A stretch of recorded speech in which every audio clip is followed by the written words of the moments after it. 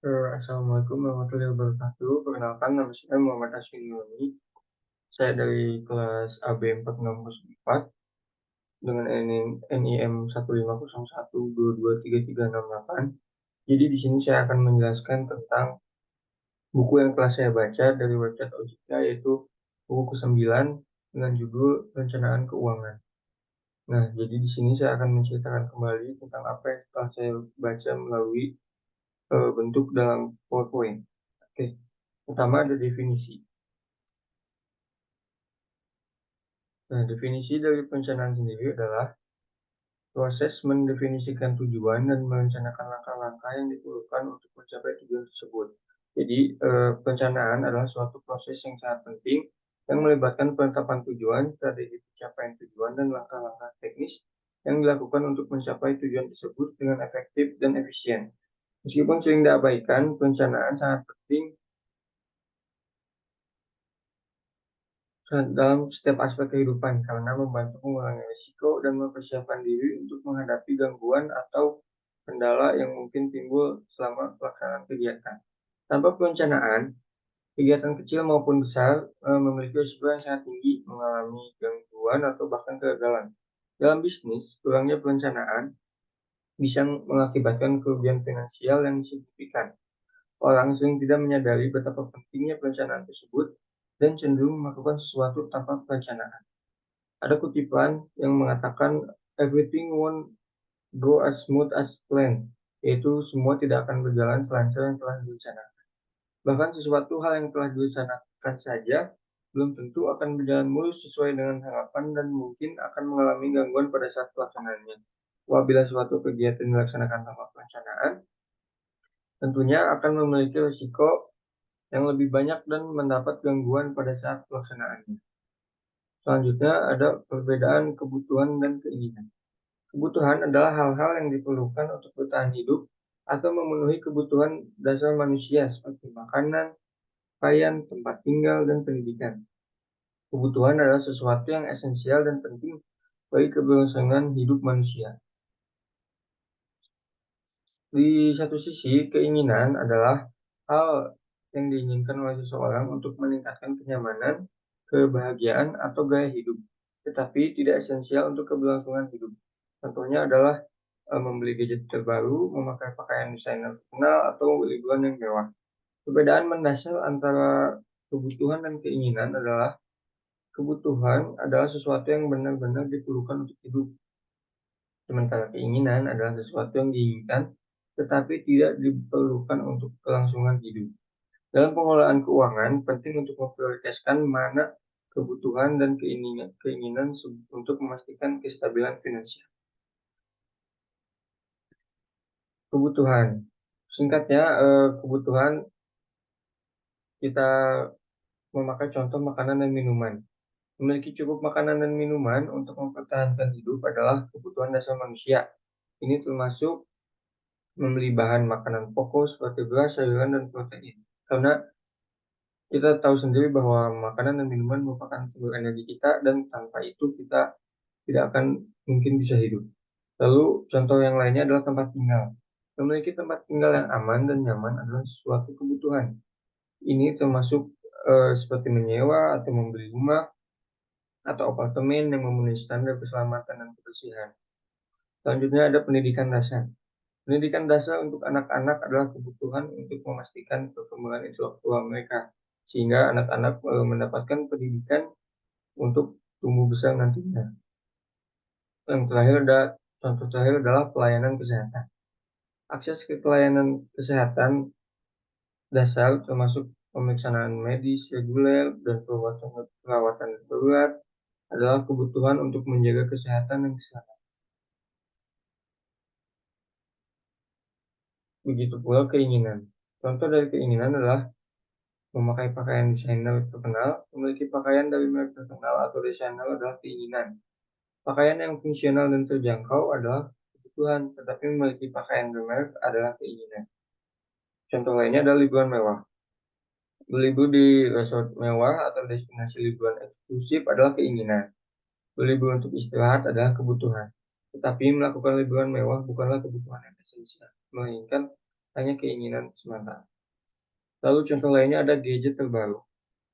Mempunyai smartphone atau gadget terbaru adalah keinginan. Sebuah ponsel yang berfungsi dengan baik itu adalah kebutuhan, tetapi memiliki model terbaru dengan fitur canggih dan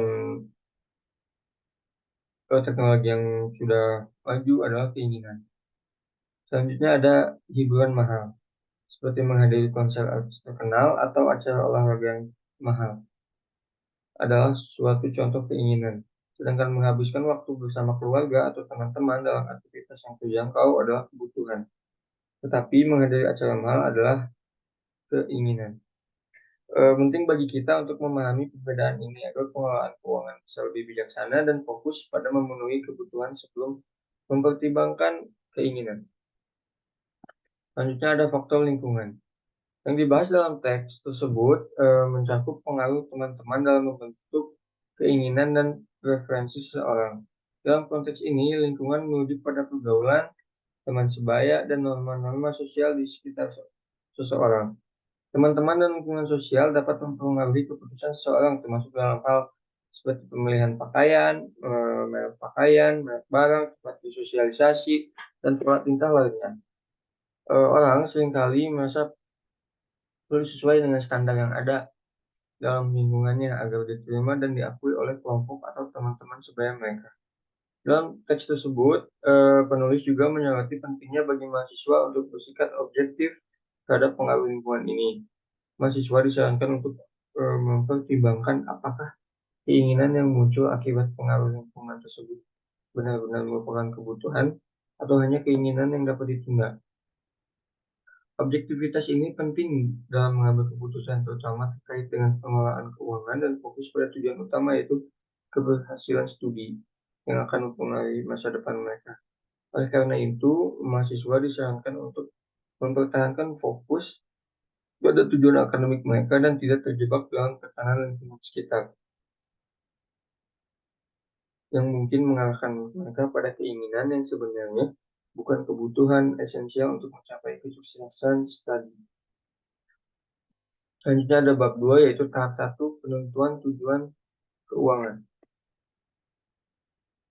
Tujuan keuangan merupakan landasan bagi perencanaan keuangan pribadi yang sukses. Dalam menentukan tujuan keuangan, sangat penting untuk membuat rumusan SMART atau singkatan dari spesifik, measurable, attainable, realistic, dan timely. Spesifik. Tujuan harus dirumuskan dengan kata-kata yang jelas dan lugas. Misalnya, bukan hanya mengatakan aku ingin punya tabungan, tapi lebih spesifik untuk mengumpulkan tabungan sebanyak 100 juta dalam waktu 10 tahun, atau misalkan 20 juta dalam waktu 2 tahun untuk biaya pendidikan atau untuk keperluan lainnya. Lalu yang kedua ada measurable atau tujuan tentu harus dapat diukur dengan angka dan mata uang yang jelas. Artinya tujuan harus dapat dihitung dan dinilai sejauh mana pencapaian tujuan tersebut.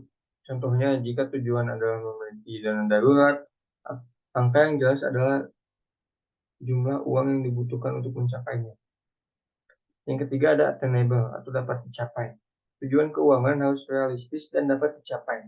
Saat menetapkan tujuan, penting untuk mempertimbangkan kemampuan finansial dan sumber daya yang dimiliki.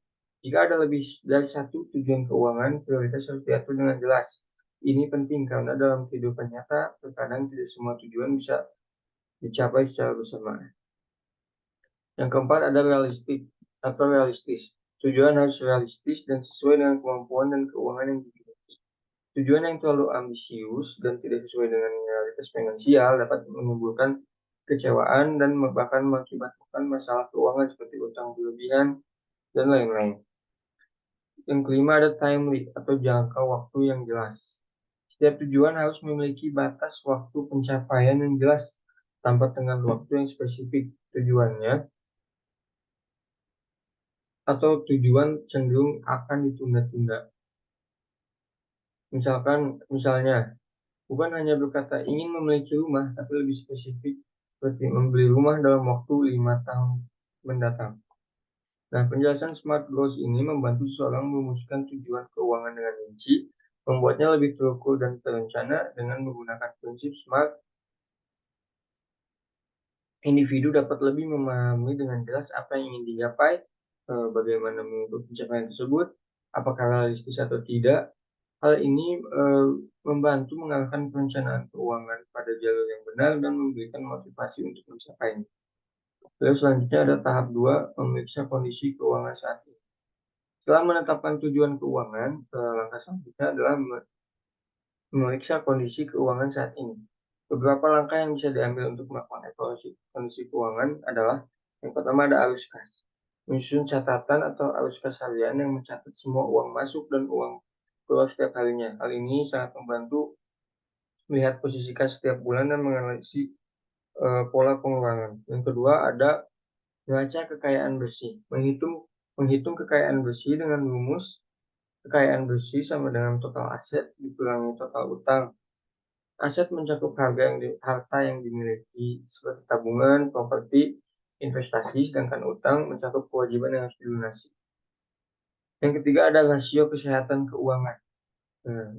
Contohnya seperti likuiditas, mengukur kecukupan aset lancar untuk menghadapi keadaan darurat, lalu ada lancar, mengukur kecukupan aset lancar untuk melunasi utang jangka pendek, ada tabungan, mengukur kemampuan menabung dari penghasilan, lalu ada utang, mengukur seberapa besar harta yang diperoleh dari utang, lalu ada pelunasan utang, mengukur berapa besar alokasi penghasilan digunakan untuk membayar utang, lalu ada solvensi, mengukur kemampuan membayar seluruh utang dengan kekayaan bersih yang dimiliki, lalu ada investasi, mengukur seberapa besar aset digunakan secara produktif untuk mengakumulasi kekayaan. Nah, semua rasio ini memberikan gambaran tentang kesehatan keuangan seorang. Meskipun tidak semua rasio harus dipenuhi secara sempurna, evaluasi ini tentu membantu dalam menentukan area-area yang memerlukan perbaikan atau penyesuaian. Pengaturan keuangan harus disesuaikan dengan tahapan kehidupan dan tujuan keuangan individu sendiri. Lalu selanjutnya ada tahap 3, dalam konteks perencanaan keuangan, mengumpulkan informasi relevan dan memahami profil risiko itu sangat penting. Profil risiko mencerminkan sejauh mana seseorang bersedia menanggung risiko dalam investasi. Tingkat toleransi risiko mempengaruhi pilihan instrumen investasi. Orang dengan toleransi risiko rendah cenderung memilih investasi yang aman seperti deposito atau obligasi, sementara orang dengan toleransi risiko tinggi lebih bersedia mengambil risiko dengan saham atau reksadana saham. Nah, pemilihan instrumen dari investasi ini harus mempertimbangkan preferensi khusus, pengalaman masa lalu, pengaruh lingkungan, stabilitas sumber penghasilan. Analisis mendalam tentang kinerja historis dan karakter instrumen investasi seperti saham, obligasi, atau reksadana diperlukan. Reksadana sebagai contoh memungkinkan investasi dalam portofolio efek yang dikelola oleh manajer investasi. Harga unit reksadana yang berubah setiap hari mencerminkan hasil pengelolaan dana tersebut dengan risiko potensial kerugian akibat penurunan harga NAB. Profil risiko juga mempengaruhi aspek-aspek lain dalam kehidupan finansial, seperti perencanaan keuangan pribadi. Profil risiko membantu dalam merencanakan anggaran, mengelola utang, dan menabung untuk kebutuhan mendesak dan masa depan. Keputusan pembiayaan. Lembaga keuangan mempertimbangkan profil risiko saat menilai aplikasi kredit. Lalu keamanan finansial. Memahami profil risiko membantu mengidentifikasi risiko finansial dan merencanakan perlindungan dari risiko tersebut. Pensiun dan investasi masa depan. Profil risiko mempengaruhi keputusan investasi pensiun. Dengan orang yang memiliki risiko tinggi mungkin memilih investasi yang lebih agresif.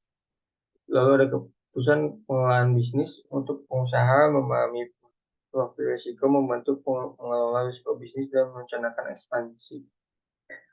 Lalu perencanaan kesejahteraan keluarga. Profil risiko penting dalam merencanakan perlindungan finansial bagi keluarga melalui asuransi jiwa dan asuransi kesehatan. Keputusan pembelian barang besar. Profil risiko mempengaruhi apakah seseorang akan membiayai pembelian besar dengan pinjaman atau membayar tunai. Dengan pemahaman yang baik tentang profil risiko ini dan analisis mendalam tentang instrumen investasi, seseorang dapat membuat keputusan finansial yang lebih bijaksana dan merencanakan keuangan mereka dengan efektif. Selanjutnya ada tahap 4, yaitu dalam tahap perencanaan keuangan penting untuk mempertimbangkan risiko kehidupan yang tidak dapat diprediksi, seperti penyakit serius, kecelakaan, atau kematian. Untuk mengatasi risiko-risiko ini, individu dapat memilih produk asuransi. Asuransi adalah perjanjian antara perusahaan asuransi dan pemegang polis yang memberikan penggantian finansial kepada petanggung atau pemegang polis jika terjadi risiko tertentu. Terdapat 3 jenis asuransi umum: asuransi kerugian, asuransi jiwa, dan reasuransi. Asuransi kerugian memberikan perlindungan terhadap kerugian, kehilangan manfaat, dan tanggung jawab hukum kepada pihak ketiga akibat peristiwa yang tidak pasti.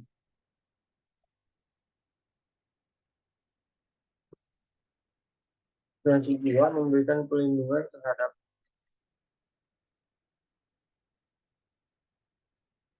risiko yang terkait dengan hidup atau meninggalnya seseorang. Reasuransi memberikan perlindungan tambahan dengan mengasuransikan perusahaan asuransi.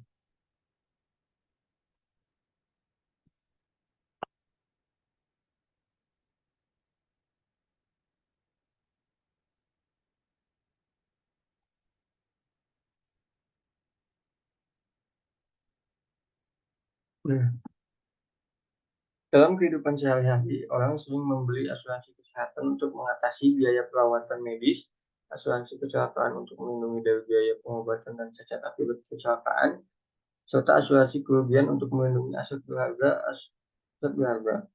Asuransi jiwa juga sering dibeli untuk memberikan perlindungan finansial kepada keluarga jika terjadi risiko kematian. Pentingnya bagi suatu individu untuk memasukkan biaya premi asuransi dalam anggaran pengeluaran rutin. Rencana keuangan sebaiknya diliti secara berkala, misalnya setiap beberapa bulan agar dapat disesuaikan dengan perubahan pasar atau kebutuhan hidup yang terus berubah. Dalam menghadapi risiko kehidupan yang kompleks, konsultasi dengan seorang perencana keuangan yang berpengalaman dapat membantu menemukan solusi yang tepat dan mencapai tujuan keuangan dengan lebih efektif. Selanjutnya ada bab 3 yang menceritakan tentang fasilitas digital untuk perencanaan keuangan dan transaksi keuangan telah menjadi bagian integral dari kehidupan finansial modern.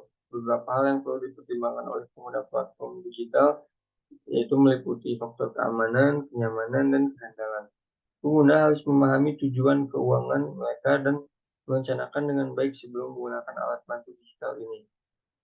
Dalam konteks perencanaan keuangan, pengguna dapat memilih antara aplikasi gratis dan berbayar, dengan pertimbangan bahwa penggunaan yang efektif dan bergantung pada pemahaman, disiplin, dan kemampuan analisis pengguna. Pada masa sekarang ini, banyak sekali portal, aplikasi, maupun media sosial yang menyediakan bentuk digital untuk membuat perencanaan keuangan. Hal ini tentu sangat membantu, misalnya dalam membuat target keuangan secara periodik, untuk mencatat pengeluaran dan penghasilan. Ada fasilitas digital yang disediakan gratis, namun ada juga yang berbayar. Selain itu, dalam menggunakan platform digital ini untuk transaksi keuangan, pengguna harus memperhatikan identitas, reputasi, dan legalitas penyedia jasa keuangan tersebut.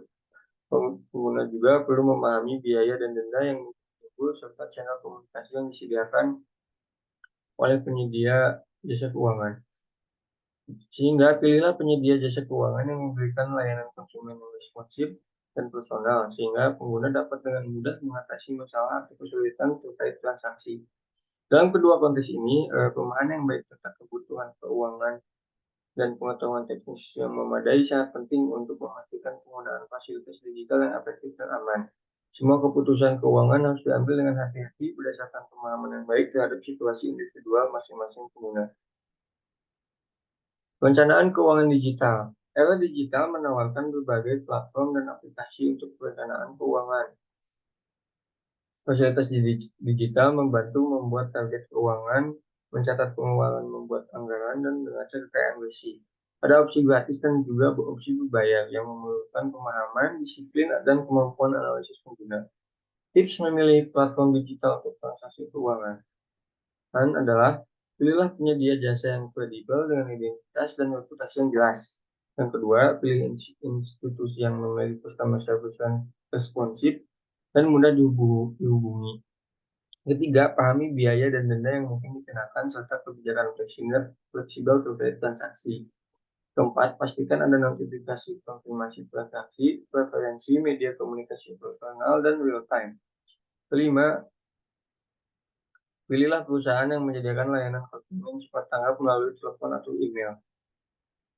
Sebelum mengambil keputusan akhir, beberapa platform secara bersamaan untuk mengevaluasi mana yang paling sesuai dengan kebutuhan kita.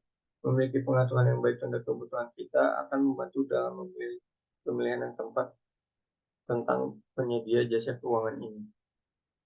Baik, mungkin sekian dari yang saya bisa sampaikan dari buku yang telah saya baca. Mohon maaf jika ada kesalahan kata atau kata yang tidak dimengerti. Sekian dari saya. Wassalamualaikum warahmatullahi wabarakatuh.